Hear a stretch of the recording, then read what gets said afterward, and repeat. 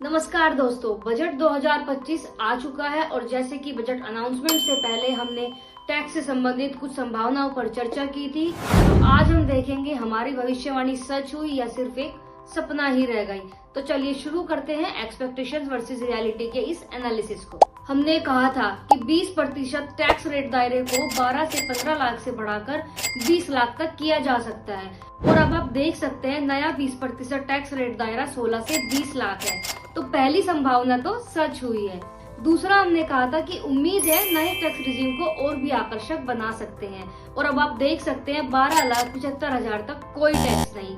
आप सोच रहे होंगे 12,75,000 क्यों? क्योंकि 75,000 का स्टैंडर्ड डिडक्शन भी है। तो हमारी दूसरी भविष्यवाणी भी 100% सही रही। I am now happy to announce that there will be no income tax payable up to income of 12 lakh rupees.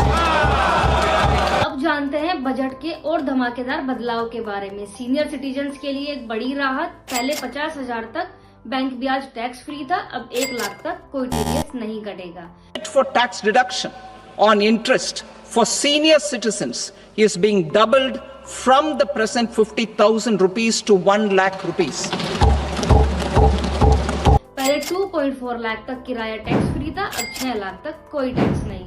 Similarly, the annual limit of 2.40 lakh rupees for TDS on rent is being increased to 6 lakh rupees.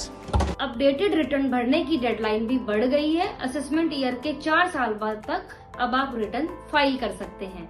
देखा, हमारी predictions कितनी सटीक थी। जिन संभावनाओं की उम्मीद जताई वो खरी उतरी। लेकिन असली सवाल, आप अब क्या करेंगे? आपके लिए न्यू टैक्स रिजीम बेहतर है या ओल्ड टैक्स रिजीम? आपकी सैलरी के हिसाब से आपका कितना टैक्स बनता है? इन सब डिटेल्ड एनालिसिस के लिए मेरी अगली वीडियो जरूर देखें और यदि आपको हमारी ये इन्फॉर्मेशन पसंद आई है तो लाइक करें, सब्सक्राइब करें और जुड़े रहिए हमारे साथ। मिलते हैं अगली वीडियो में।